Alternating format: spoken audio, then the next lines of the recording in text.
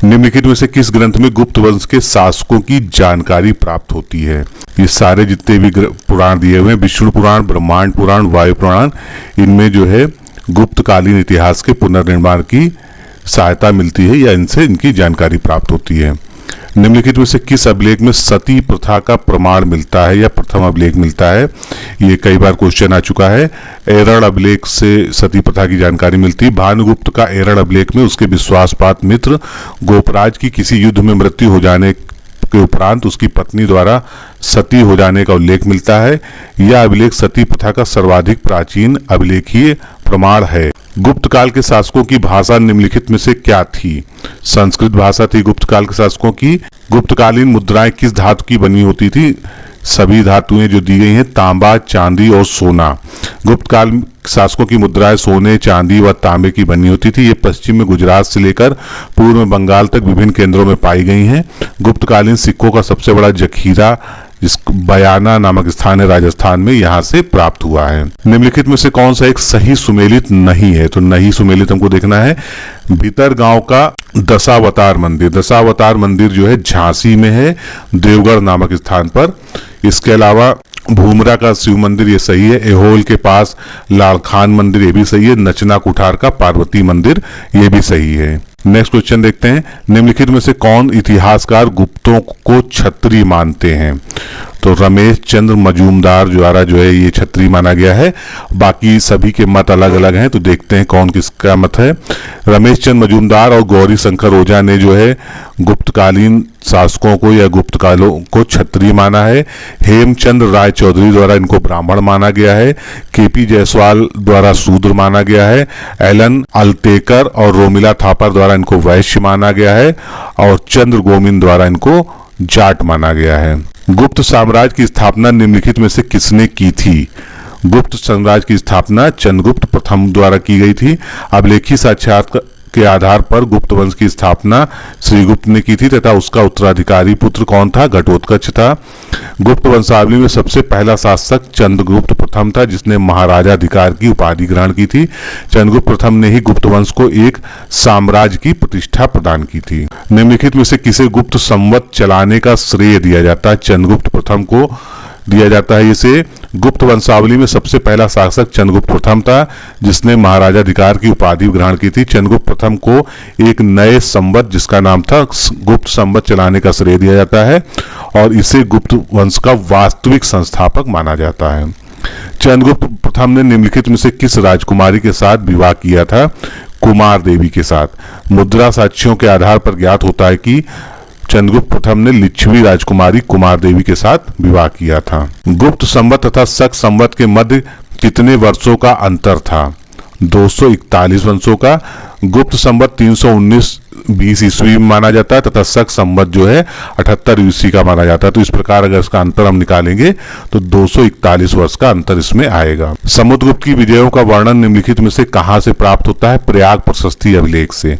समुद्रगुप्त के सामरिक विजयों का विवरण हरिशेन के प्रशस्ति काव्य प्रयाग प्रशस्ति से मिलता है। इसी के शासनकाल में गुप्त साम्राज्य का सर्वाधिक विस्तार हुआ था। किस शासक ने ग्रहण, मोक्ष और अनुग्रह की नीति अपनाई थी? समुद्रगुप्त ने। समुद्रगुप्त ने उत्तर भारत के 9 शासकों को पराजित किया जिसमें से अच्युत, नागसेन और गणपति नाग प्रमुख थे। उसने दक्षिणापथ के 12 शासकों को भी पराजित किया था। दक्षिणापथ नीति की 3 प्रमुख आधारशिलाएं थी। ग्रहण यानी शत्रु पर अधिकार, मोक्ष यानी शत्रु को मुक्त करना, अनुग्रह यानी राज्य को लौटाकर शत्रु पर दया करना। निम्नलिखित में से कौन सा कथन असत्य है? हमको देखना है। समुद्रगुप्त की दक्षिणापथ विजय को धर्म विजय की संज्ञा दी जाती है, बिल्कुल सही है। शक, कुषाण, मुरुंड आदि शासकों ने समुद्रगुप्त की अधीनता स्वीकार की थी, ये भी कथन सही है। चीनी नरेश ने समुद्रगुप्त के पास एक दूत मंडल भेजा था, ये कथन गलत है। समुद्रगुप्त ने विजयों के उपरांत अश्वमेघ यज्ञ किया था, ये भी सही है। तो सी कथन क्यों गलत है? समुद्रगुप्त के समकालीन श्रीलंका नरेश मेघवर्ण ने उसके पास उपहारों सहित एक दूत भेजा था, यानी वो चीनी नरेश ने नहीं, श्रीलंका के शासक ने जो भेजा था तथा उसने गया में एक मठ बनवाने की अनुमति मांगी थी। किस इतिहासकार ने समुद्रगुप्त को भारत का नेपोलियन कहा? इंपॉर्टेंट क्वेश्चन है। विंसेंट स्मिथ ने कहा है। समुद्रगुप्त को भारत का नेपोलियन विंसेंट स्मिथ ने कहा है। निम्नलिखित में से किस गुप्त शासक को कविराज की उपाधि दी गई थी? समुद्रगुप्त को। गुप्त विजेता के साथ साथ कवि, संगीतज्ञ और विद्या का संरक्षक था। उसके सिक्कों पर उसे वीणा बजाते हुए चित्रित किया गया है तथा उसे कविराज की उपाधि भी प्रदान की गई है। निम्नलिखित में से किस शासक को धर्म प्रचार बंधु की उपाधि दी गई है? समुद्रगुप्त को। प्रयाग प्रशस्ति के अनुसार समुद्रगुप्त की विजयों का उद्देश्य धरण निबंध था। उसका उत्तरी भारत या आर्यावर्त में अपनाई गई नीति को प्रसभोद्धरण तथा दक्षिणापथ की नीति को मोक्षानुग्रह कहा गया है। गुप्त वंश के किस शासक का एक अन्य नाम देवगुप्त था? चंद्रगुप्त द्वितीय का एक अन्य नाम देवगुप्त था। चंद्रगुप्त द्वितीय के कई सारे नाम थे, जिनमें से देवगुप्त, देवराज, देवश्री थी तथा उपाधियां भी थी, विक्रमांक, विक्रमादित्य और परम भागवत। ये सब जो है उसके द्वारा धारण की गई उपाधियां भी थी। चंद्रगुप्त द्वितीय के समय में उसकी द्वितीय राजधानी कहाँ थी? कन्नौज में। चंद्रगुप्त द्वितीय के समय में पाटलिपुत्र उसकी प्रथम राजधानी तथा द्वितीय राजधानी कन्नौज थी। पाटलिपुत्र तथा उज्जैन विद्या के प्रमुख केंद्र थे। तो यहाँ पर ये टिक में सी में करना चाहिए था, मैंने डी कर दिया। कन्नौज नहीं, ये उज्जैन सही है। गुप्त वंश के किस शासक के दरबार में 9 रत्नों का निवास था? चंद्रगुप्त द्वितीय, जिसका उपनाम विक्रमादित्य था। चंद्रगुप्त द्वितीय के दरबार में 9 विद्वानों की एक मंडली निवास करती थी, जिसे नवरत्न कहा जाता था।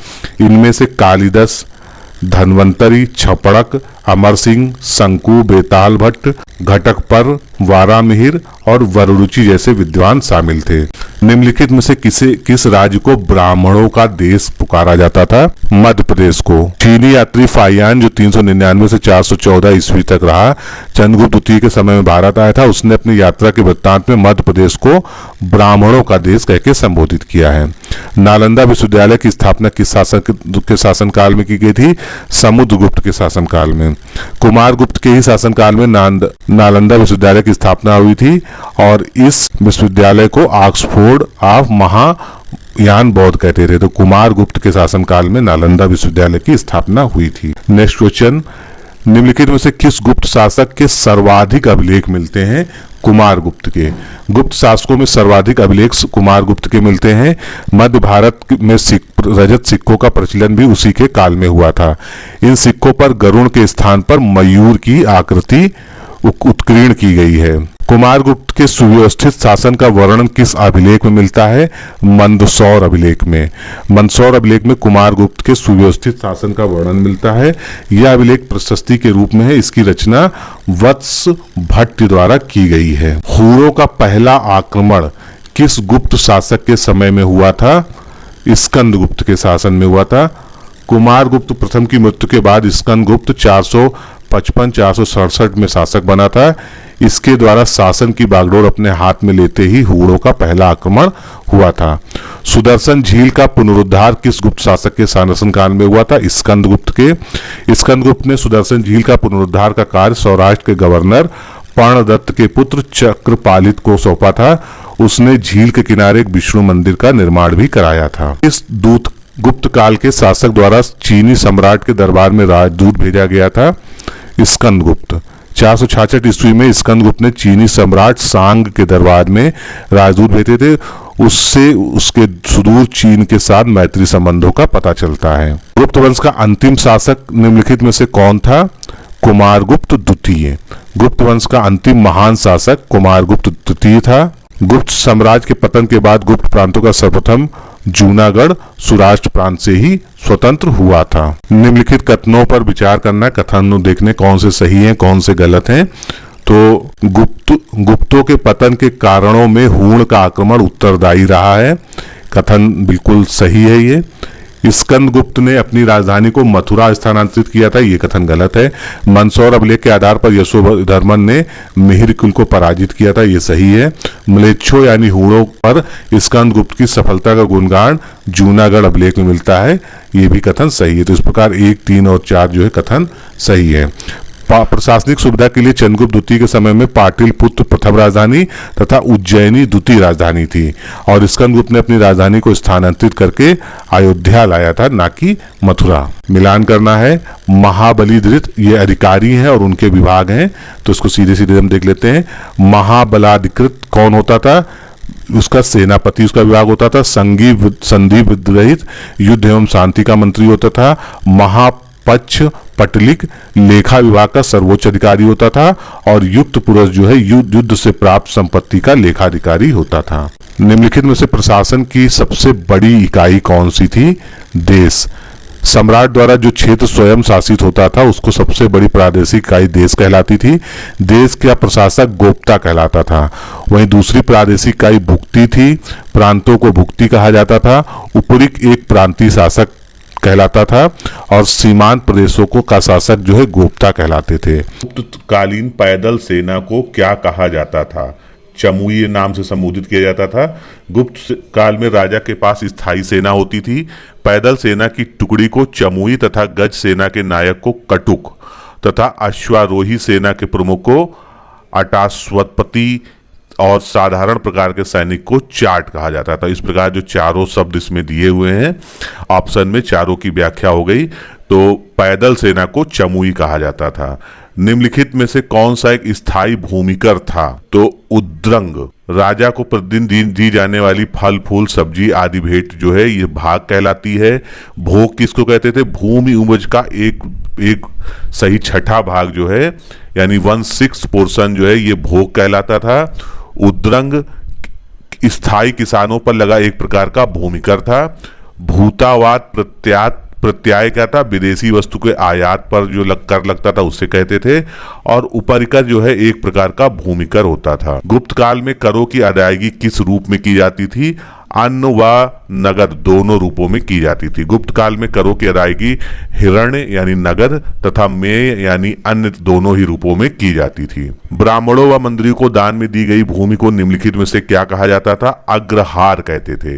मंदिरों एवं ब्राह्मण को जो भूमि दान में दी जाती थी उसे अग्रहार कहा जाता था। इस प्रकार की भूमि करों से मुक्त होती थी। निम्नलिखित में से कौन सा एक सुमेलित नहीं है? तो देखना है हमको ये। तो मुद्रा राक्षस विशाख दत्त द्वारा लिखी गई है। कादंबरी ये हर्षवर्धन द्वारा नहीं लिखी गई है। कादंबरी तथा हर्षचरित जो है ये बाणभट्ट की रचनाएं हैं। किरातार्जुनीयम ये भारवी द्वारा लिखी गई है। मृच्छकटिकम शूद्रक की रचना है। इसके अलावा नागानंद प्रियदर्शिका रत्नावली ये भी हर्षवर्धन की रचनाएं हैं। समुद्रगुप्त के मूल्यांकन के लिए किस प्रकार का सिक्का जारी किया गया था? अश्वमेघ प्रकार का सिक्का। समुद्रगुप्त ने अपनी विजयों के उपरांत अश्वमेघ यज्ञ किया था, जिसका परिचय उसके सिक्कों तथा उत्तराधिकारियों के अभिलेखों से प्राप्त होता है। मंदसौर अभिलेख किन श्रेणियों के गतिविधियों पर प्रकाश डालता है? रेशम के बुनकर जो होते थे उनके ऊपर प्रकाश डालता है। मंदसौर अभिलेख से पता चलता है कि रेशम बुनकर की श्रेणी ने एक भव्य सूर्य मंदिर का निर्माण कराया था। नारद एवं बृहस्पति ने स्पष्ट रूप से इस श्रेणियों को प्रशासनिक व्यवस्था का वर्णन किया है। प्राक गुप्त काल में शिल्पियों की श्रेणी के प्रमुख को क्या कहा जाता था? जेठक कहते थे। शिल्पियों की श्रेणी की जानकारी के बारे में प्रारंभिक अभिलेखीय साक्ष्य मौर्योत्तर काल से प्राप्त होते हैं, जिसके प्रधान को जेठक कहा जाता था। गुप्त काल में निम्नलिखित में से कौन सा एक आदर्श कर था? अभी पहले भी इसका जिक्र आया था। 1/6 भाग। गुप्त काल में सामान्यतः भूमि पर सम्राट का स्वामित्व माना जाता था। वह भूमि से उत्पादन के 1/6 भाग का अधिकारी होता था। इस प्रकार के कर को भाग नाम से संबोधित किया जाता था। प्राचीन काल में प्रचलित 8 प्रकार के विवाहों में सबसे आदर्श विवाह कौन सा था? ब्रह्म विवाह। प्राचीन काल में विवाह का सर्वोत्तम प्रकार जो है ब्रह्म विवाह था, जिसमें पिता सावधानी पूर्वक सीलवान एवं वैदव वर का चयन करके उसे बाद में घर में ही बुलाकर उसकी पूजा करके वस्त्राभूषणों से सुसज्जित कन्या को उसको प्रदान करता था। निम्नलिखित में से किस विवाह पर वधु के पिता को एक गाय और बैल देना होता था? आर्ष विवाह में। आर्ष विवाह वधु के संरक्षक को एक गाय तथा एक बैल उपहार स्वरूप देना होता था। गंधर्व विवाह क्या होता था? इच्छित नर तथा नारी का प्रायः गुप्त रूप से किया गया विवाह गंधर्व विवाह कहलाता था। असुर विवाह क्या होता था? क्रय करके जो है कन्या को क्रय करके जो विवाह किया जाता था वो असुर विवाह होता था, और दैव विवाह यज्ञकर्ता पुरोहित के साथ विवाह करना कन्या का ये दैव विवाह कहलाता था। निम्नलिखित में से कौन सा एक सामंतीय विरुद्ध नहीं है? निगम। गुप्त काल में व्यापारियों की विशिष्ट संज्ञा निगम थी। अमरकोश में निगम का प्रयोग नगर के लिए तथा नयगम का प्रयोग व्यापारी तथा नागरिक दोनों के लिए मिलता है। सामंतवाद के अंतर्गत अनुपस्थित भूस्वामित्व क्या था? कुलीन, जिसने दास श्रमिकों को कृषि कार्य में नियुक्त कर रखा था। सामंतवाद के अंतर्गत अनुपस्थित भूस्वामित्व का तात्पर्य होता था भूमि का वह भाग जिस पर कुलीनों तथा उच्च वर्ग का स्वामित्व होता है, जो स्वयं भूमि पर न तो कृषि कर और इस कार्य हेतु दास और श्रमिकों का प्रयोग करता था। फलतः उसका अपने क्षेत्र में रहने वाली जनता से सीधे संपर्क नहीं होता था, इसीलिए उसे अनुपस्थ भूस्वामित्व कहा गया है। चंद्रगुप्त द्वितीय ने किस विदेशी जाति को पराजित किया था? शकों को। चंद्रगुप्त द्वितीय ने शक नामक विदेशी जाति को पराजित किया गया था। चंद्रगुप्त द्वितीय ने अपनी विजय के उपलक्ष्य में शक मुद्राओं के अनुरूप चांदी के सिक्के जारी किए थे। भारतीय स्मृतियां उसे शाकाहारी के रूप में स्मरण करती हैं क्योंकि उसने शकों को नष्ट किया था। निम्नलिखित में से किस अभिलेख में कवि कालिदास का नाम मिलता है? एहोल अभिलेख में सर्वप्रथम कवि रविकीर्ति ने कालिदास के नाम का उल्लेख किया है। पुलकेशिन द्वितीय के एहोल अभिलेख में कालिदास का उल्लेख मिलता है। चंद्रगुप्त द्वितीय के समय में कालिदास एवं अमर सिंह जैसे विद्वान रहते थे। निम्न में से किस गुप्त शासक को संगीत से विशेष प्रेम था? समुद्रगुप्त को। चंद्रगुप्त प्रथम के बाद उसका पुत्र समुद्रगुप्त गद्दी पर बैठा। समुद्रगुप्त विजेता के साथ साथ कवि, संगीतज्ञ, विद्या का संरक्षक था। उसके सिक्कों पर उसे वीणा बजाते हुए चित्रित किया गया है तथा कविराज की उपाधि प्रदान की गई है। नेक्स्ट क्वेश्चन देखते हैं। प्रभावती गुप्त ने जो चंद्रगुप्त द्वितीय की पुत्री थी वाकाटक राजा रुद्रसेन द्वितीय से विवाह किया था, ये कथन है। और कारण क्या है? चंद्रगुप्त द्वितीय वाकाटक राजा से शकों के विरुद्ध सहायता चाहता था। तो कथन और कारण दोनों ही सही हैं और इसका स्पष्टीकरण भी सही है। चंद्रगुप्त द्वितीय ने शकों के विरुद्ध सहायता प्राप्त करने के लिए वाकाटक नरेश रुद्रसेन द्वितीय से अपनी पुत्री प्रभावती का विवाह किया था। निम्नलिखित में से नालंदा का दूसरा नाम क्या था? मृग शिखवन। नालंदा का दूसरा नाम मृग शिखवन था। नालंदा विश्वविद्यालय की स्थापना कुमारगुप्त ने की थी। इत सिंह के अनुसार श्रीगुप्त ने मृग शिखवन में चीनी बौद्ध तीर्थयात्रियों के लिए एक मंदिर का निर्माण कराया था। निम्नलिखित कथनों में से कौन सा एक सही नहीं है? तो असत्य कथन हमको देखना है। दक्कन के सातवाहनों ने शीशे के सिक्के ढलवाए थे, ये सही कथन है। भारत के प्राचीनतम सिक्कों पर कोई भी अभिलेख नहीं है, ये भी कथन सही है। भारत में स्वर्ण सिक्कों का चलन हर्षवर्धन द्वारा आरंभ किया गया था, ये गलत है, इसका भी स्पष्टीकरण देखते हैं। गुप्त शासकों ने रूपक नामक चांदी के सिक्के ढलवाए थे, ये सही है। भारतवर्ष में स्वर्ण सिक्कों का सबसे पहले प्रचलन जो है कुषाणों द्वारा किया गया था, ना कि हर्षवर्धन द्वारा। सोने के सर्वाधिक सिक्कों का प्रचलन गुप्त काल में हुआ था, ना कि हर्षवर्धन के समय में। भारत के प्राचीनतम सिक्के पंचमार्क सिक्के हैं जिन पर कोई भी अभिलेखी साक्ष्य नहीं है। प्राचीन नगर और उनके आधुनिक राज्य जो हैं उनसे संबंधित उसको हमको सुमेलित करना है, तो सीधे सुमेलन देखते हैं। अजय मेरू राजस्थान में स्थित था। भ्रग कच्छ ये गुजरात में स्थित था। प्राग ज्योतिष असम में था। शिशुपालगढ़ उड़ीसा में था। भीतरगांव के ईंटों का मंदिर एक ख्याति प्राप्त गुप्त स्मारक है। निम्नलिखित में से कौन सा एक स्थापत्य लक्षण यहाँ पर पाया जाता है? यथार्थ मेहराब का प्रयोग। भीतरगांव का मंदिर जो कानपुर उत्तर प्रदेश में स्थित है, इन मंदिरों में यथार्थ मेहराबों का प्रयोग हुआ है। यह मंदिर वर्गाकार चबूतरे पर बने हैं। देवगढ़ के समान ही भीतरगांव का मंदिर भी शिखर युक्त है। नेक्स्ट क्वेश्चन देखते हैं। गुप्त काल को यहाँ भारतीय इतिहास का स्वर्णिम युग कहा जाता है। कारण क्या दिया हुआ है? गुप्त शासकों ने बड़ी संख्या में स्वर्ण मुद्राएं जारी की गई थी। तो कथन और कारण दोनों सही है, लेकिन इनका आपस में कोई स्पष्टीकरण जो है नहीं प्राप्त होता है। कला और साहित्य के विकास की दृष्टि से गुप्त काल को भारतीय इतिहास का क्लासिकल युग अथवा स्वर्ण युग कहा जाता है। प्राचीन भारत में गुप्त काल में ही सबसे बड़ी संख्या में स्वर्ण मुद्राएं जारी की गई थी। सर्वप्रथम अवतारवाद के अंतर्गत अवतारों की पूजा किस काल में प्रारंभ हुई थी? गुप्त काल में। गुप्त काल में वैष्णव धर्म लोकप्रियता पर पहुंच चुका था। इस काल में ब्राह्मण ग्रंथ के अनुसार विष्णु के कुल 39 अवतार हुए हैं, किंतु इन अवतारों में से 10 अवतारों को आमतौर पर स्वीकार किया गया है। ये 10 अवतार कौन से हैं? मत्स्य, कूर्म, वराह, नृसिंह, वामन, परशुराम, राम, कृष्ण, बुद्ध व कल्कि। ये 10 अवतार हैं जो वैष्णव धर्म में मान्यता प्राप्त है। निम्नलिखित में से किस एक अभिलेख में लकुलिश पाशुपत संप्रदाय पर प्रकाश डालता है? चंद्रगुप्त द्वितीय का जो मथुरा अभिलेख है उसमें इसके बारे में वर्णन है। चंद्रगुप्त द्वितीय के शासन काल में मथुरा अभिलेख में उदिताचार्य नामक एक पाशुपत अनुयायी का उल्लेख मिलता है, जिसने 2 लिंगों की स्थापना करवाई। नेक्स्ट क्वेश्चन देखना है, परिभाषा और उनका पद क्या क्या था? तो इसको सुमेलित करते हैं। स्थल किसे कहते थे? ऊंची तथा शुष्क भूमि को स्थल कहते थे। केदार, फसल बोई भूमि को केदार के नाम से जाना जाता था। कृष्ट, कृषि भूमि को कृष्ट कहते थे। और तोंडई पल्लव को कहते थे। निम्न में से गुप्त संवत के समान क्या है? वल्लभी युग। वल्लभ नामक राजा ने शक काल के 241 वर्ष बाद वल्लभी संवत का प्रवर्तन किया था। इस प्रकार इसकी स्थापना तिथि 78 + 241 यानी 319 ईस्वी निकली है। यह तिथि गुप्त संवत की भी है।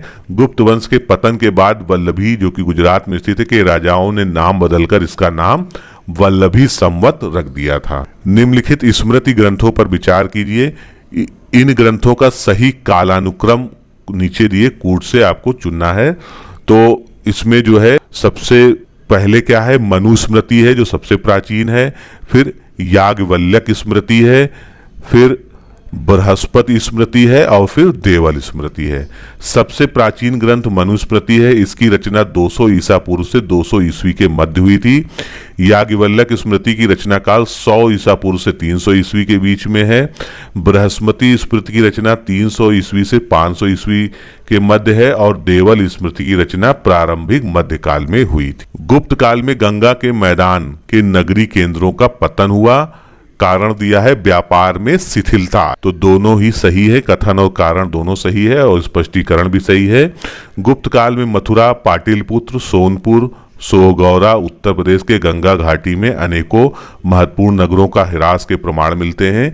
इन नगरों के पतन से व्यापार में शिथिलता आती है। गुप्त काल में अनुलोम विवाह प्रचलन में थे।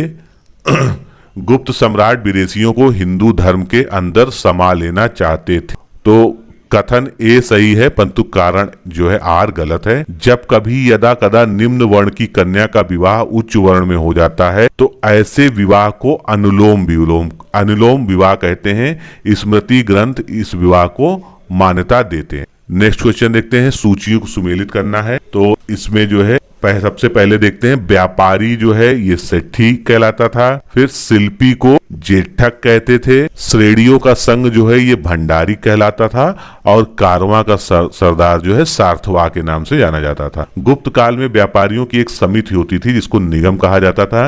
निगम का प्रधान श्रेष्ठी या सेठी कहलाता था। व्यापारियों के नेता को सार्थवा कहा जाता था और श्रेणियों के संघ को भंडारी तथा शिल्पी संघ के अध्यक्ष को जेठक कहा जाता था। किस प्राचीन स्मृतिकार ने उत्तराधिकार के संबंध में विधवाओं को पुत्र के बराबर स्थान दिया था? याज्ञवल्क्य। सर्वप्रथम याज्ञवल्क्य ने स्त्रियों को संपत्ति संबंधी अधिकारों की वकालत की है। याज्ञवल्क्य ने पत्नी को भी पति की संपत्ति का उत्तराधिकारी बताया है। समुद्रगुप्त की प्रयाग प्रशस्ति में किस मुगल शासक का लेख उत्कीर्ण है? जहांगीर का। हरिसेन की प्रयाग प्रशस्ति समुद्रगुप्त के इतिहास का सर्वप्रथम स्रोत है। यह कौशाम्बी में खुदवाया गया था। अकबर ने इसे कौशाम्बी से मंगाकर इलाहाबाद में के किले में सुरक्षित कराया। इसमें अकबर के दरबारी कवि बीरबल का भी उल्लेख किया गया है। जहांगीर ने बाद में इसमें अपना लेख उत्कीर्ण करवाया था। गुप्त काल के किस लेख में भूमि बिक्री संबंधी विवरण दिया गया है? दामोदर ताम्रपत्र में। दामोदर ताम्रपत्र में भूमि बिक्री संबंधी विवरण दिया गया है, जिससे गुप्त काल में भूमि विक्रय संबंधी जानकारियां प्राप्त होती हैं। गुप्त शासकों द्वारा क्षत्रप राज्य की विजय के पश्चात जारी किए गए सिक्कों का भार स्तर क्या था? 32 द्वितीय ने शक शासक को पराजित करने के पश्चात चांदी के सिक्के जारी किए।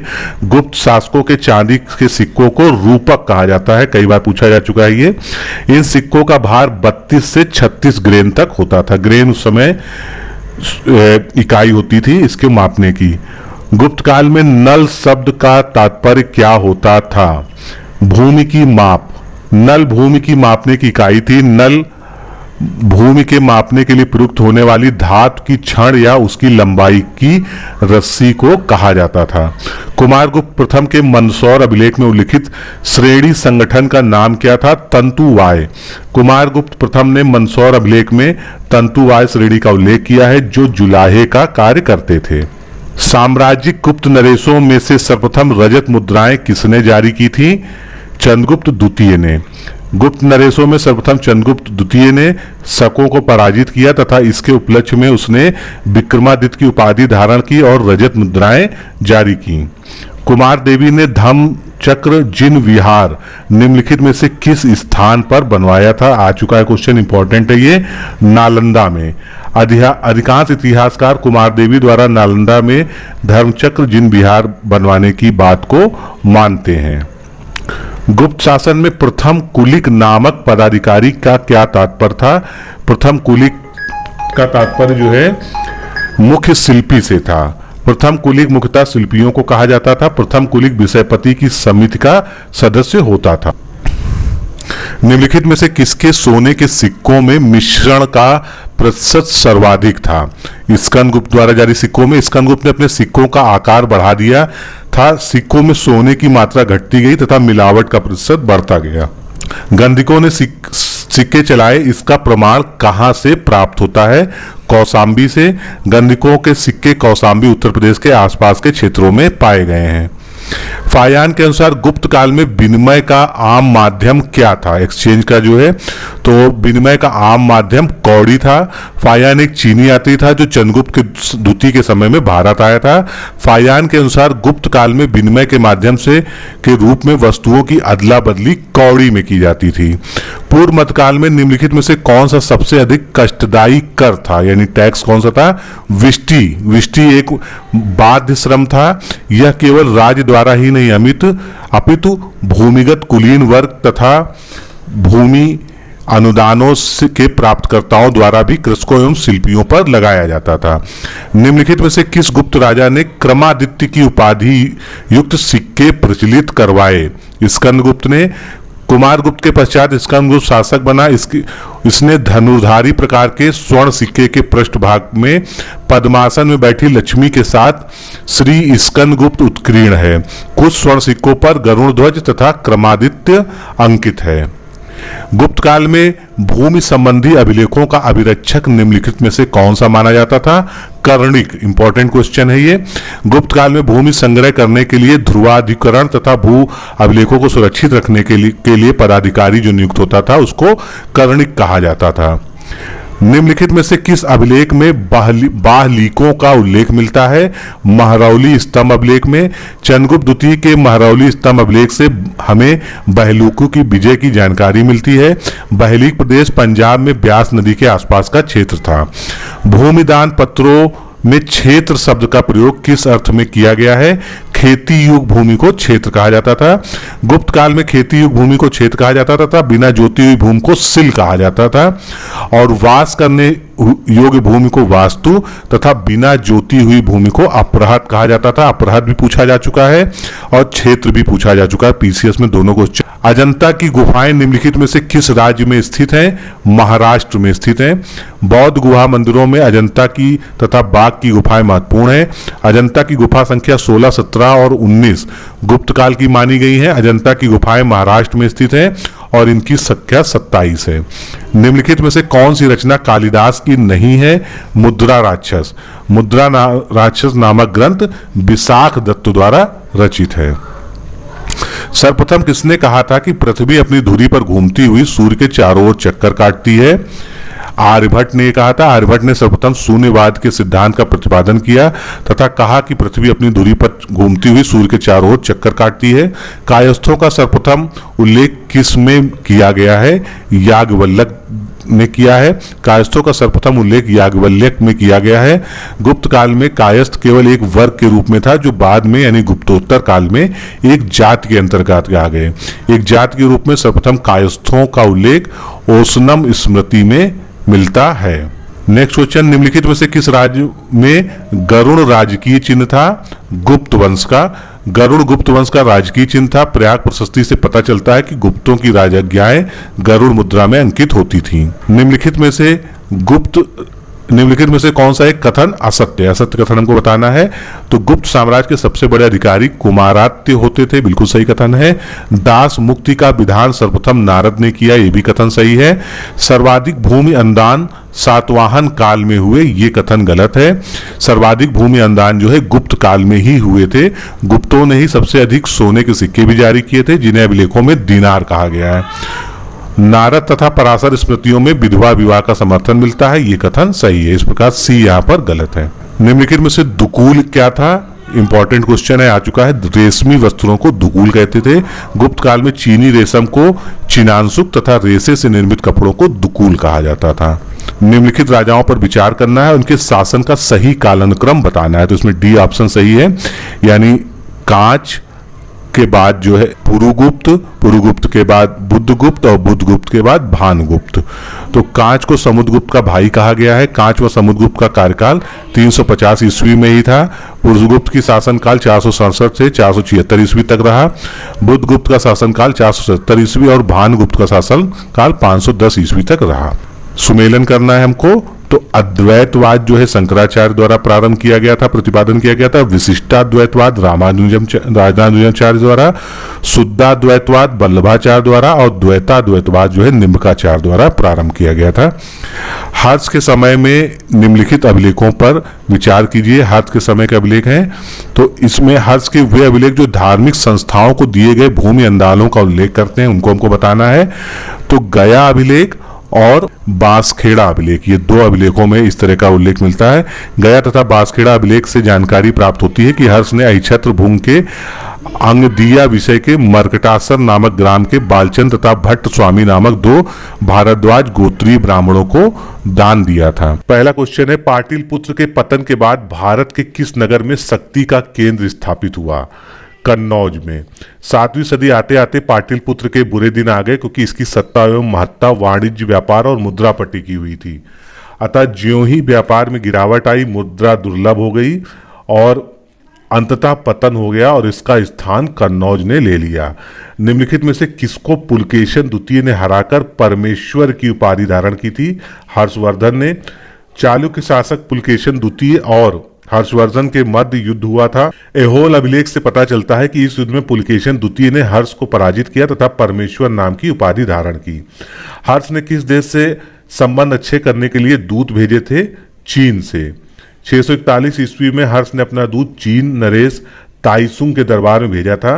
643 ईस्वी और 646 ईस्वी में 2 चीनी दूत भी उनके दरबार में आए थे। नेक्स्ट क्वेश्चन देखते हैं, चीनी यात्री हेनशुआंग ने किस शासन के शासनकाल में भारत की यात्रा की? कई बार क्वेश्चन पूछा जा चुका है और आप लोग जवाब भी जानते हैं। हर्षवर्धन। हर्ष के समय में चीनी यात्री हेनशुआंग भारत आया था। उसने हर्ष की राजकीय आय को 4 भागों में बांटा था।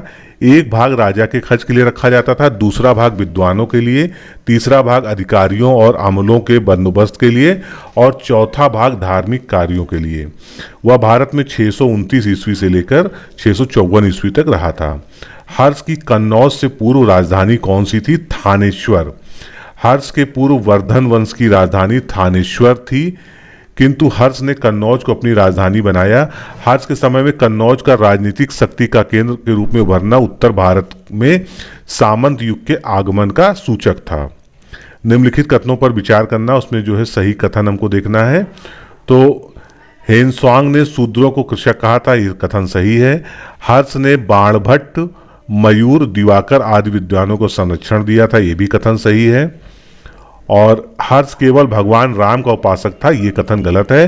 हर्ष के प्रशासन में अवंती युद्ध और शांति अधिकारी था, ये कथन सही है। हर्ष जो है सूर्य, शिव एवं बुद्ध का भी उपासक था, तो जो तीसरा कथन है उसका व्याख्या ये हो गई। नेक्स्ट उपासक था। कन्नौज पर अधिकार करने के लिए त्रिपक्षीय युद्ध किसके किसके मध्य हुआ था?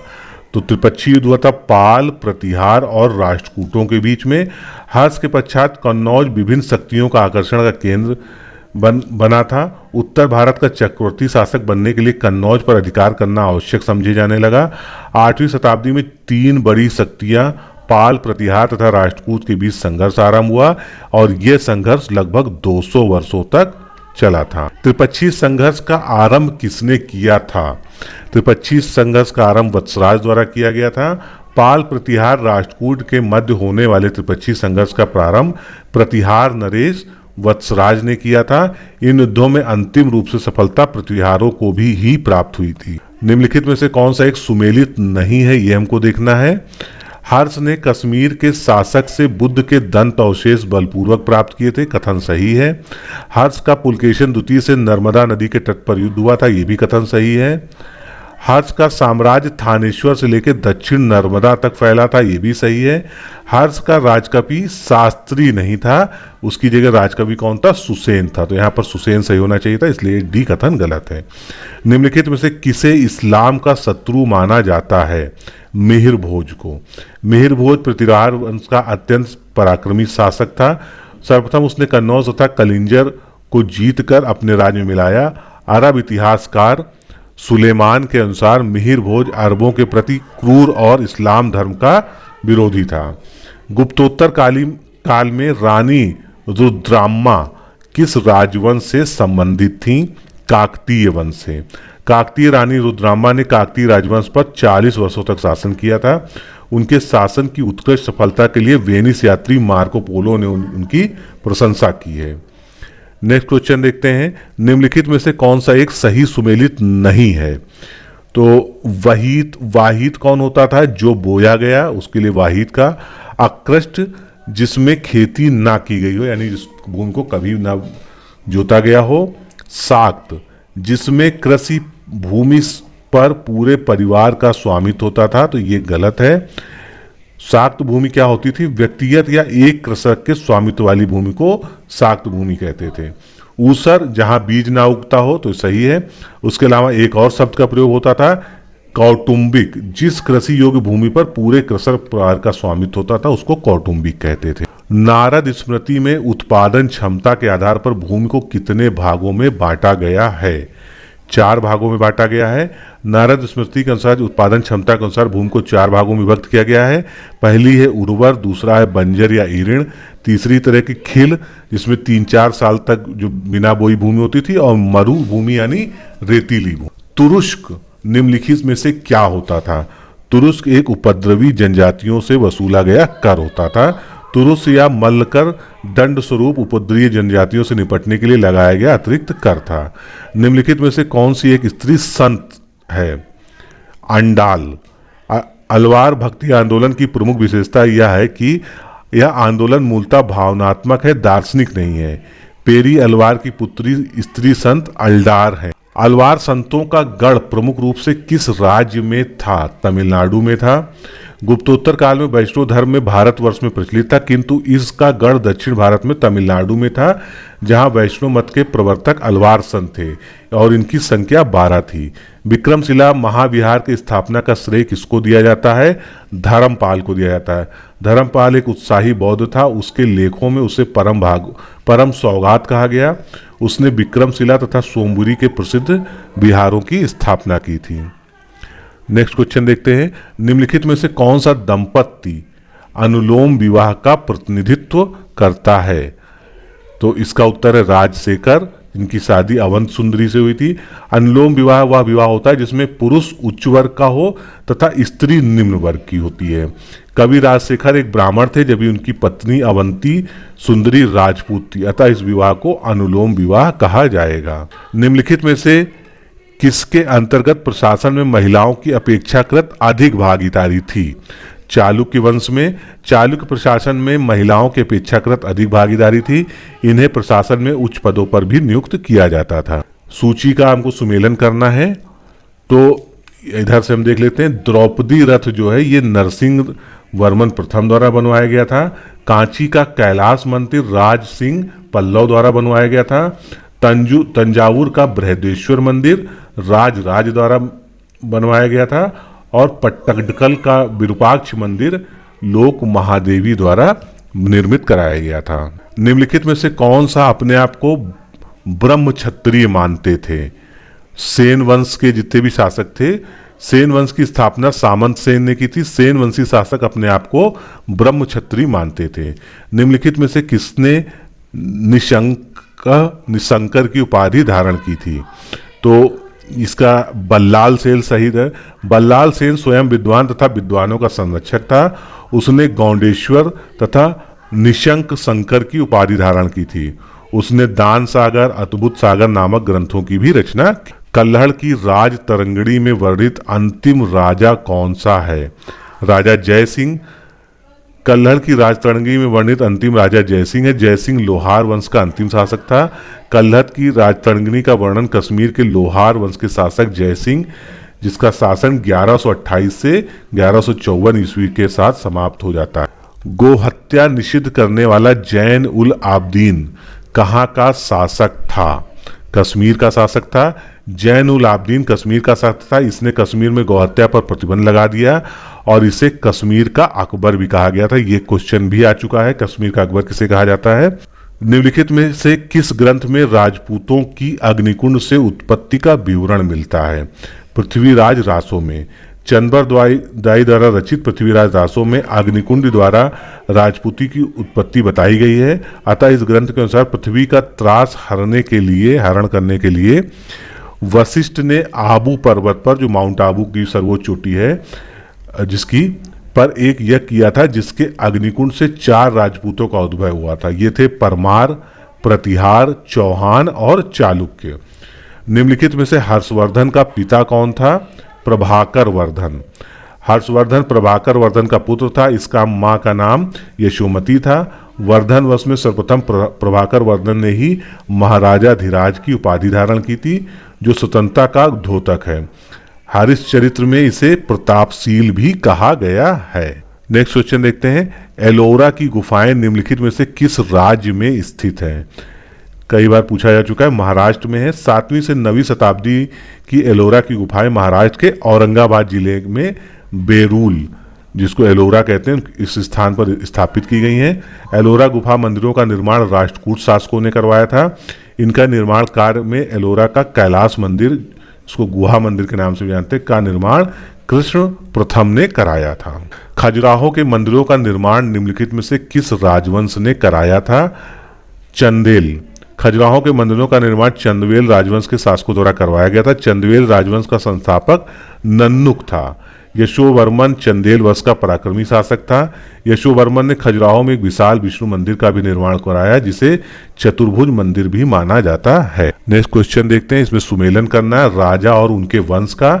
तो मालवा का राजा जो भोज था वो किस वंश का था? परमार वंश का। जयचंद्र गहड़वाल वंश के, मिहिर भोज प्रतिहार वंश के, और परमादि देव जो है चंदेल वंश का शासक था।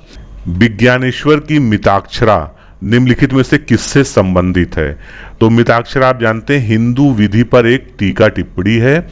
विज्ञानेश्वर ने मिताक्षरा नामक ग्रंथ की रचना की है, जो हिंदू विधि कानूनों से संबंधित ग्रंथ है। इसके अनुसार पुत्र अपने पिता की संपत्ति में पिता के जीवित रहते ही संपत्ति प्राप्ति का अधिकारी है। जीमूत वाहन का दायभाग हिंदू विधि का दूसरा ग्रंथ है। सूची को सुमेलित करना है, इसमें उपाधियां और उनके जो ओरिजिनल नाम हैं वो हम देखते हैं। तो परांतक प्रथम, इनको कौन सी उपाधि मिली थी? मदुरै कोंड की, कई बार पूछा जा चुका है। कृष्ण तृतीय की उपाधि क्या थी? तंजावुर कोंड। राजेंद्र प्रथम की उपाधि थी गंगई कोंड, और विप्रान राजन, इनकी टोंडर आदि पोडिये उपाधि थी। निम्नलिखित में कौन सा एक सही सुमेलित नहीं है? तो हमको जो देखना है गलत सुमेलन है। चालुक्य जो है ये गुजरात में के रीजन में शासन करते थे। परमार राजस्थान से संबंधित नहीं है।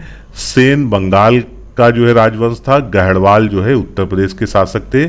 तो जो परमार वंश है ये मालवा का शासक था, ना कि राजस्थान का। और 972 ईस्वी में सीयक ने मालवा में परवार वंश की स्थापना की थी। तो परवार वंश के संस्थापक कौन थे? सीयक। ये भी क्वेश्चन पूछा जा सकता है। फिर हमको मिलान करना है कि जो विभिन्न मंदिर हैं वो कहाँ पर जो है स्थापित हैं। तो शैलकृत रथ जो है ये महाबलीपुरम में है। कैलाश मंदिर कहाँ है? एलोरा की गुफाओं के अंदर है। बृहदेश्वर मंदिर ये तंजावुर में है। और पार्वती मंदिर जो है नचना कुठार में है। नेक्स्ट क्वेश्चन देखते हैं। गुप्तोत्तर काल में शूद्र अधिकतर किसान थे। वैश्यों ने पूरी तरह से खेती छोड़ दी थी। तो इसमें कौन सा कथन सही है लेकिन कारण गलत है? इसको हम देखते हैं आगे। गुप्तोत्तर काल में अधिकतर शूद्र किसान थे लेकिन वैश्यों ने पूरी तरह से खेती नहीं छोड़ी थी। वह व्यापार के साथ साथ खेती का भी कार्य करते थे, इसलिए कारण गलत है और इसका कथन सही दिया हुआ है। निम्नलिखित शासकों में से किसने एक अधिकारियों को भरण पोषण के लिए भूमि अनुदान में दी थी? हर्षवर्धन ने। भूमिदान की प्रवृत्ति ब्राह्मणों को सातवाहन काल से प्रारंभ हुई थी, परंतु हर्ष के समय में राज्याधिकारियों को भूमिदान दिए जाने लगा था। निम्नलिखित कथनों पर विचार करना है और सही जो है कथन कौन कौन से हैं ये हमको देखना है। तो भारत के विभिन्न भागों में बड़ी संख्या में भूमि अनुदान प्रदान करना सही है। भूमि पर सामुदायिक अधिकारियों को समाप्त करना ये भी सही है। और कृषकों का अधीनीकरण ये भी सही है। ये सब गुप्तोत्तर काल में के जो है प्रमुख लक्षण दिए हुए हैं। तो इस तरह से 1, 2, 3 जो है तीनों कथन सही हैं। अब इसका हम डिस्क्रिप्शन देखते हैं। गुप्तोत्तर काल में सामंतवाद के बाद व्यापक तत्व में कृषि संरचना में बदलाव आए। इस काल में बड़े पैमाने पर भूस्वामी, मध्यम वर्ग और आश्रित किसान वर्ग अस्तित्व में आए। गुप्तोत्तर काल में बड़ी संख्या में भूमि अनुदान प्रदान किए गए तथा भूमि पर सामुदायिक अधिकारों को समाप्त कर कृषकों को भी भूमि अनुदान देने की परंपरा शुरू कर दी। अब राजवंश और उनकी राजधानियां कहाँ कहाँ पर हैं ये देखते हैं। तो गुजरात के चालुक्य जो है उनकी राजधानी कहाँ थी? आहिलवाल में। चेरी के कलचुरी जो वंश के लोग थे वो त्रिपुरी में रहते थे। मालवा के परमार शासकों का जो है धारा में राजधानी थी। और शाकंबरी के चौहान इनकी राजधानी अजमेर में थी। कुमारगुप्त प्रथम ने मंदसौर अभिलेख में उल्लिखित श्रेणी संगठन का क्या नाम था? तंतुवाय। मंदसौर लेख की रचना वत्सी भट्ट ने की थी। कुमारगुप्त प्रथम के मंदसौर अभिलेख में तंतुवाय नामक श्रेणी का उल्लेख मिलता है जो जुलाहे का कार्य करते थे। यानी तंतुवाय जो श्रेणी थी वो क्या थी? जुलाहों की को कहा जाता था। निम्नलिखित राजाओं में कौन जैन परंपरा में संत्रासक का उल्लेख मिलता है? अजयपाल का। चालुक्य तथा सोलंकी शासक अजयपाल का जैनों के संत्रासक के रूप में उल्लेख मिलता है। अजयपाल ने शैव धर्म को संरक्षण देते हुए जैन विरोधी कार्य किया तथा अनेक जैन मंदिरों को तुड़वा दिया और अनेक जैन संतों को मरवा दिया। निम्नलिखित राजाओं में से किसने मुंज सागर तड़ाग यानी जो है तालाब को खुदवाया था? वाकपति द्वितीय ने।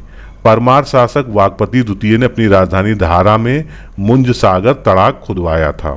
निम्नलिखित में से कौन वैष्णव धर्म के सनक संप्रदाय का आचार्य था? निम्बार्क। निम्बार्क ने अद्वैतवाद के मतों का खंडन करके द्वैताद्वैतवाद मत की स्थापना की। कई बारी क्वेश्चन आ चुका है तथा इन्हीं के द्वारा सनक संप्रदाय की भी स्थापना की गई। तो इंपॉर्टेंट क्वेश्चन है।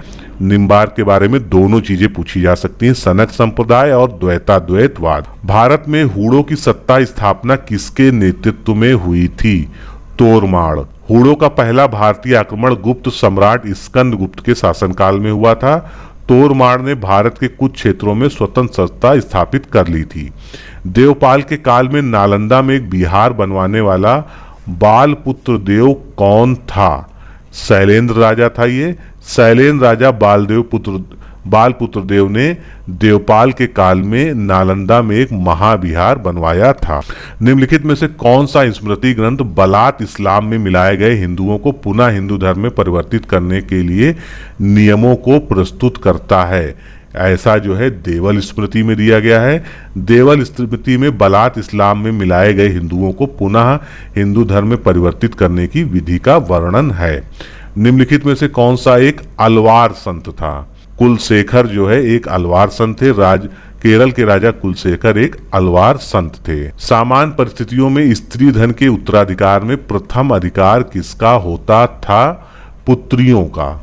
सामान्य परिस्थिति में अधिकतर धर्मशास्त्रों के अनुसार स्त्री धन की उत्तराधिकारी पुत्रियां होती। स्त्री धन का अर्थ ये होता है जो स्त्रियों के पास अपने पर्सनल गहने और इत्यादि चीजें होती हैं, वस्त्र आदि, उसको स्त्री धन बोला जाता है। तो उसकी उत्तराधिकारी पुत्रियां होती थी। विज्ञानेश्वर का कथन है कि यह उचित है कि पुत्री को ही माता का स्त्री धन प्राप्त। निम्नलिखित में से कौन गढ़वाल राजा गोविंद चंद्र का मंत्री था? लक्ष्मीधर। धर्मशास्त्र का लेखक लक्ष्मीधर गढ़वाल राजा गोविंद चंद्र का मंत्री था। इन्होंने कृत्य कल्पतरु नामक ग्रंथ की रचना की थी। कारकोट वंश के किस शासक ने परिहासपुर नगर की स्थापना की थी? ललितादित्य ने। कश्मीर के कारकोट वंश के शासकों में ललितादित्य मुक्तापीठ सर्वाधिक शक्तिशाली शासक था। ललितादित्य ने कश्मीर में परिहासपुर नामक नगर की स्थापना की थी। निम्नलिखित में से किसने कारकोट राजवंश की स्थापना की थी? दुर्लभ वर्धन। इंपॉर्टेंट क्वेश्चन है ये। 7वीं शताब्दी के दुर्लभ वर्धन नामक व्यक्ति ने कश्मीर में कारकोट वंश की स्थापना की थी। कश्मीर में उत्पल वंश के किस शासक ने अवंती नगर की स्थापना की थी? अवंती वर्मन, उन्हीं के नाम पर ही पड़ा था। कारकोट वंश के बाद कश्मीर में उत्पल वंश की स्थापना हुई। इस वंश की स्थापना अवंती वर्मन ने की। इसने कृषि की उन्नति के लिए नहरों का निर्माण कराया तथा अवंतीपुर नामक नगर की स्थापना भी की। उत्पल वंश के किस शासक को क्रूर एवं अत्याचारी शासक कहा गया है? शंकर वर्मन को। शंकर वर्मन को लगातार युद्धरत रहने के कारण आर्थिक समस्या का सामना करना पड़ा, जिस कारण उसने रिक्त खजाने को भरने के लिए मंदिरों की संपत्ति लूटी और राज्य द्वारा विद्या को प्रदान किए जाने वाले संरक्षण में भी कटौती की। इन करों ने उसे प्रजा में अत्यंत अलोकप्रिय बना दिया तथा उसे क्रूर तथा अत्याचारी शासक कहा जाने लगा। रानी दिद्दा किस राजवंश की राजकुमारी थी? लोहार वंश की। लोहार वंश की राजकुमारी दिद्दा का विवाह उत्पल वंश के शासक क्षेमेंद्र गुप्त के साथ हुआ था। क्षेमेंद्र के बाद कश्मीर की सत्ता अगले 50 वर्षों तक रानी दिद्दा के हाथ में रही। लोहार वंश की स्थापना किसने की थी? संग्राम राज ने। लोहार वंश की स्थापना संग्राम राज, किसका कार्यकाल क्या था? 1003 से 1028 ईस्वी ने की थी। संग्राम राज ने अपने मंत्री तुंग को भटिंडा के शाही शासक त्रिलोचन पाल की ओर से महमूद गजनवी से लड़ने के लिए भेजा था। निम्नलिखित में से किस शासन को कश्मीर का नीरो कहते हैं? हर्ष को। लोहार वंश के शासक हर्ष में सद्गुणों एवं दुर्गुणों का सम्मिश्रण था। अपनी विद्वता के कारण वह दूसरे राज्यों में भी अधिक प्रसिद्ध हुआ, परंतु शासक के रूप में वह क्रूर एवं अत्याचारी था। कल्हड़ उसके अत्याचारों का वर्णन करता है। इसी कारण हर्ष को कश्मीर का नीरो कहा जाता है। उसके समय कश्मीर में भयंकर अकाल भी पड़ा था, फिर भी उसने दमनपूर्ण करों को वापस नहीं लिया था। कल्हड़ की राजत रंगड़ी का विवरण किस अंतिम शासक के शासन काल तक है? यानी राजत रंगड़ी में किस अंतिम शासक का वर्णन किया गया है? जय सिंह का। कश्मीर में लोहार वंश का अंतिम शासक जय सिंह था, जो 1128 से 1155 ईस्वी तक जो है जिसने राज किया। तो कल्हड़ की राज तरंगड़ी का विवरण जयसिंह के शासन के साथ ही समाप्त हो जाता है। सेन वंश के किस शासक का देवपाड़ा प्रशस्ति लेख में विजयों का उल्लेख मिलता है? विजय सेन का। देवपाड़ा प्रशस्ति लेख में विजय सेन, जो 1095 से 1158 ईस्वी तक जो है सत्ता में था, यशस्वी विजयों का उल्लेख मिलता है। उसने नव्य एवं वीर यानी नेपाल एवं मिथिला को पराजित किया था। सेन वंश के किस शासक ने विक्रमपुर की स्थापना की थी? विजय सेन ने। सेन वंश के शासक विजय सेन ने विक्रमपुर तथा विजयपुरी नगरों की स्थापना की। दान सागर तथा अद्भुत सागर नामक ग्रंथों की रचना किसने की थी? इंपॉर्टेंट क्वेश्चन है ये।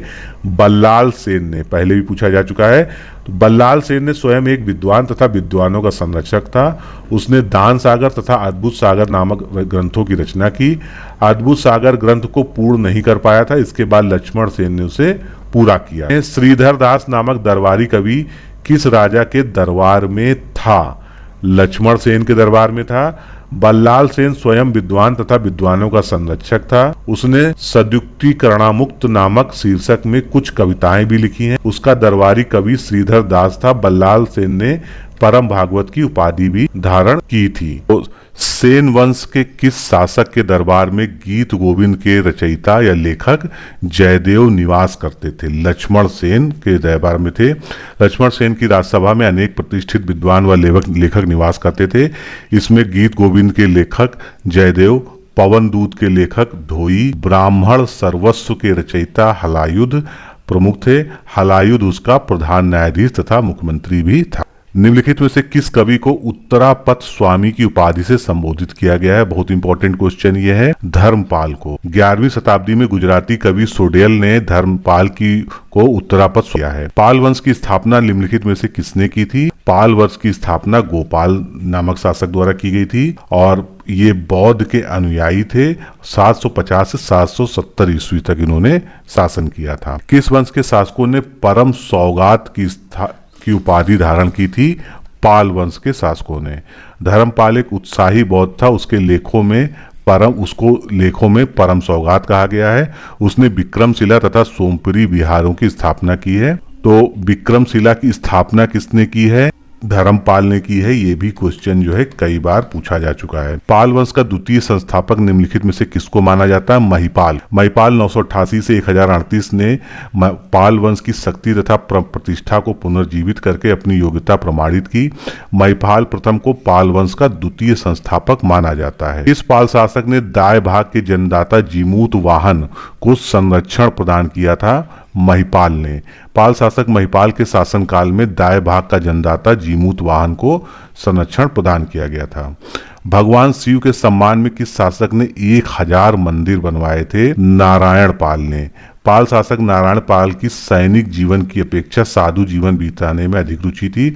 उसने शिव के सम्मान में 1000 मंदिरों का निर्माण करवाया था। निम्नलिखित में से कौन सा कथन असत्य है हमको देखना है। तो धर्मपाल प्रतिहार शासक वत्सराज तथा राष्ट्रकूट शासक ध्रुव से पराजित हुआ था। ये बिल्कुल सही कथन है।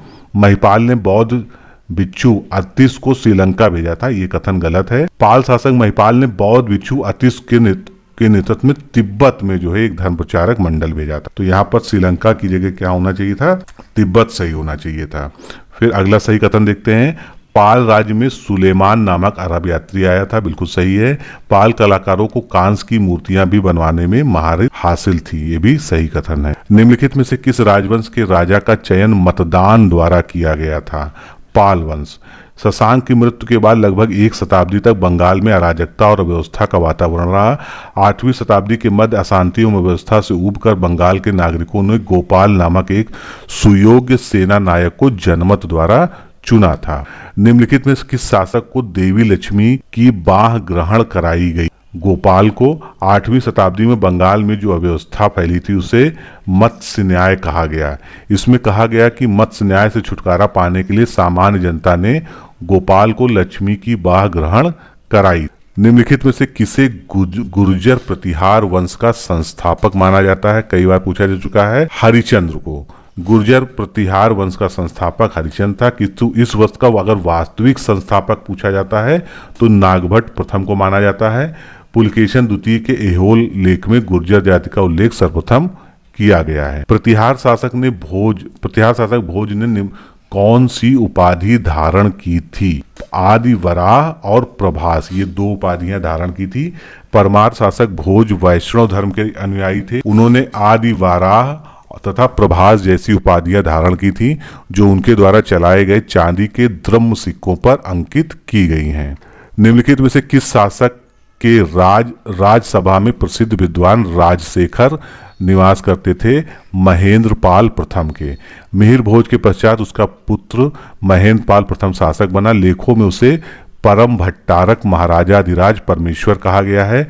उसकी राजसभा में प्रसिद्ध विद्वान राजशेखर निवास करते थे जो उसके राजगुरु भी थे। राजशेखर से कपूर मंजरी, काव्य मीमांसा, विद्वशाल भंजिका, बाल भारत, बाल रामायण, भुवन क्वेश तथा हरिविलास जैसे ग्रंथों की जो है राजशेखर ने रचना की है। किस प्रतिहार शासक के समय में अल मसूदी गुजरात में आया था? महिपाल के शासन में। महिपाल का शासनकाल 912 से 943 ईस्वी था। यह एक कुशल एवं प्रतापी शासक था। इसके शासन में बगदाद निवासी अलमसूदी गुजरात आया था। कवि राजशेखर ने किस शासक को आर्यावर्त का महाधिराज कहा था? महीपाल ने। कवि राजशेखर को महेंद्रपाल प्रथम तथा महेपाल दोनों का संरक्षण प्रदान किया था। महीपाल का शासनकाल शांति एवं समृद्धि का काल रहा है। राजशेखर उसे आर्यावर्त का महाराजा धीराज कहता है। निम्नलिखित में से कौन सा कथन असत्य है, ये हमको देखना है। हेनस्वांग ने गुर्जर प्रतिहार राज्य को भारत का दूसरा सबसे बड़ा राज्य कहा है। बिल्कुल सही है। गुर्जर प्रतिहारों ने संकट के समय भारत के द्वारपाल की भूमिका निभाई है, ये भी कथन सही है। प्रतिहार शासकों के पास भारत में सर्वोच्च अश्वारोही सैनिक थे, ये भी कथन सही है। गुर्जर प्रतिहार वंश का अंतिम शासक विनायक पाल द्वितीय था, जो कि गलत है, क्योंकि गुर्जर प्रतिहार वंश का अंतिम शासक कौन था? यशपाल था 1036 ईस्वी में। अगला क्वेश्चन देखते हैं। निम्नलिखित में से किसने कन्नौज में गढ़वाल वंश की स्थापना की थी? चंद्रदेव ने लगभग 1080 से लेकर 1085 के मध्य गढ़वाल राजवंश की नींव कन्नौज में डाली। दिल्ली के तोमर वंश ने भी उसकी अधीनता स्वीकार कर ली थी। किस शासक को विविध विद्या विचार वाचस्पति कहा गया है? गोविंद चंद को। गोविंद चंद बहुत बड़ा विद्वान था, उसके लेखों में विविध विद्या विचार वाचस्पति उसको कहा गया है। गढ़वाल वंश के किस शासक ने राजसूय यज्ञ संपन्न कराया था? जयचंद ने। जयचंद ने देवगिरी के यादवों, गुजरात के सोलंकियों तथा तुर्कों को कई बार युद्ध में हराया था। अपनी विजय के उपलक्ष्य में उसने राजसूय यज्ञ का संपन्न कराया था।